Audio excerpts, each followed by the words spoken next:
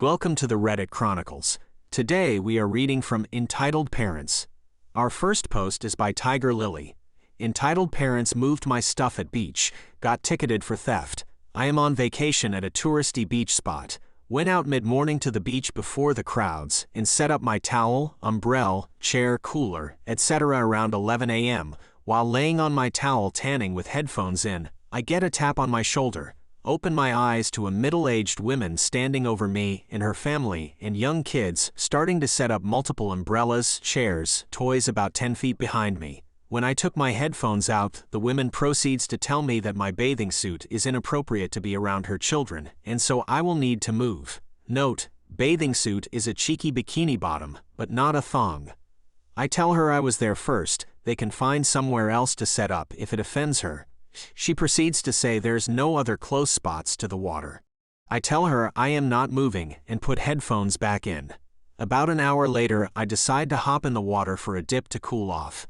While in the water, I look at the shoreline and the woman has packed up my stuff with her husband and is carrying it away from the area. I hop out of the water and get a lifeguard to call beach security while I watch them walking my stuff up the beach to relocate it.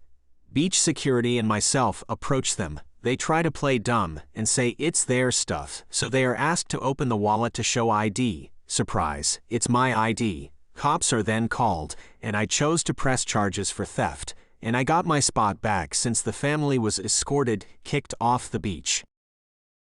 Next up, posted by Dr. Oogie Boogie, Stepmonster tried to kidnap me and my sister for Christmas. This happened in 2009 when I was 15 and my sister was 11. I honestly don't remember it well. I had to call my mother to fill me in on some details and it helped a little. My parents got divorced when I was 10. My mother got primary custody, but we stayed with my father for about 3 days a week, sometimes more.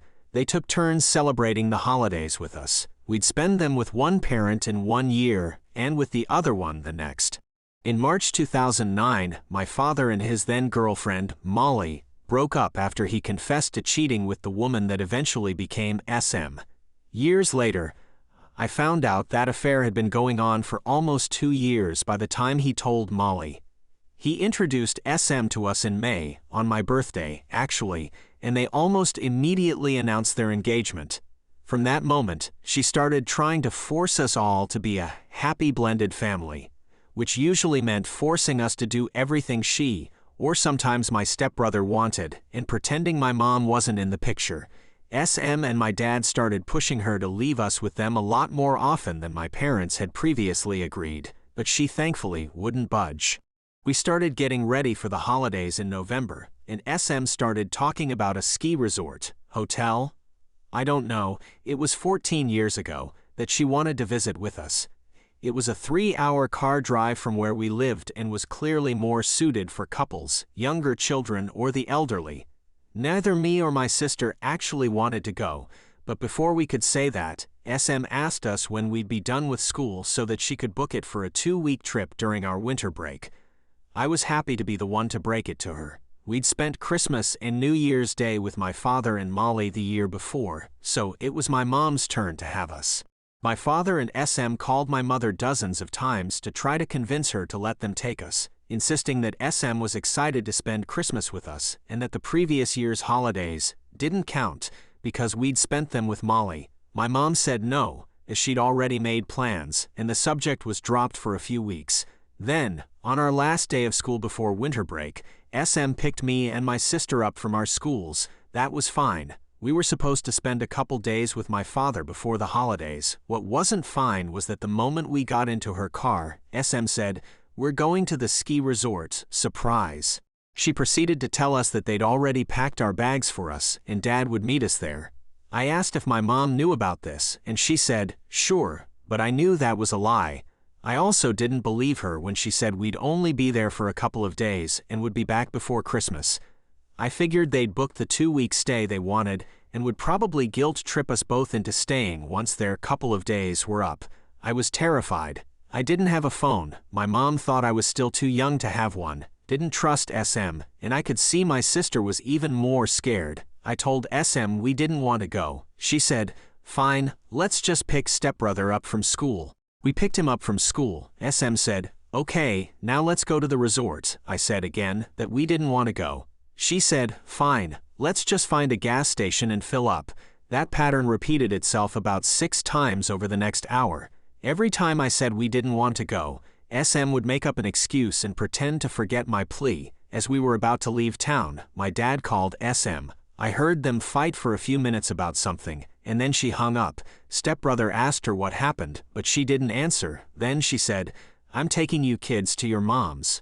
She turned the car around and took us home. When we got there, my mom pulled us out of the car and screamed at SM to leave, which she did. My mom was hugging us and bawling as if she hadn't seen us in years. She didn't tell me the full story until a few days later.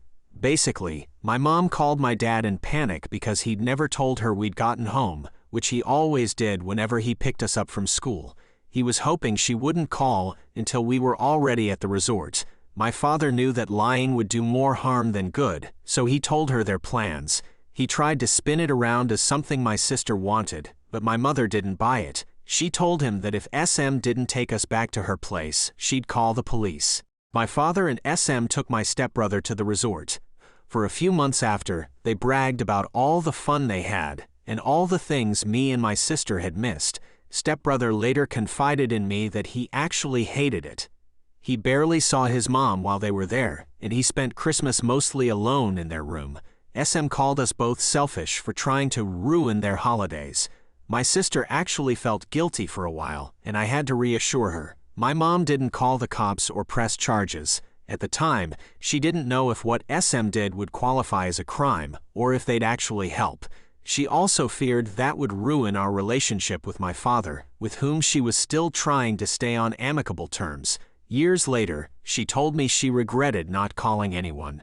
And that's the story of how I got my first phone. For some reason, I really hate this story, so much that I avoid talking about it. This text was actually on my drafts for almost a week. It's far from the worst thing SM has ever done, but it still pisses me off. I admit that writing it all down did help a little, though. Our next post is by Short Astronomer. Am I entitled for telling my step-granddaughter and her mom the truth about my daughter's home? I am 50, have a daughter who is married. My sister-in-law has a child from his previous marriage, a girl who is 12. My daughter has 2 children with my sister-in-law. My daughter lives in a home that I gave her when she turned 18. My sister-in-law rented his home out to his mom and sister and moved in with my daughter. Extra income. My daughter's home is larger. Anyway, my sister-in-law's daughter comes to visit on the weekend, and I'll be honest, I don't much like the kid because of her attitude. There is always some type of drama with her or her mom. It's keeping her happy constantly, or nobody is.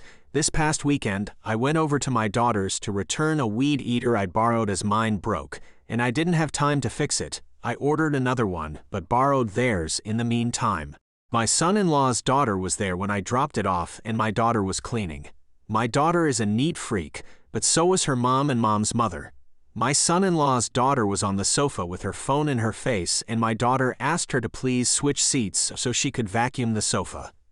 She didn't even have to leave the room, just literally move to a chair.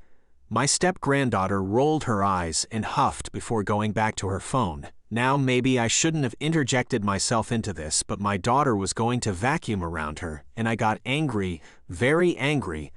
I told my son-in-law's daughter to get up, that an adult had told her to do something, and she needed to do it. I told her, when you're in my daughter's home, you'll do as you're told.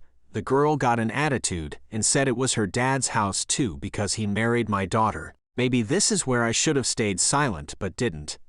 I told her no, it actually wasn't, that all the paperwork stated my daughter was given the home by me, and my son-in-law had signed a piece of paper saying he wanted no ownership rights to the home because he had his own.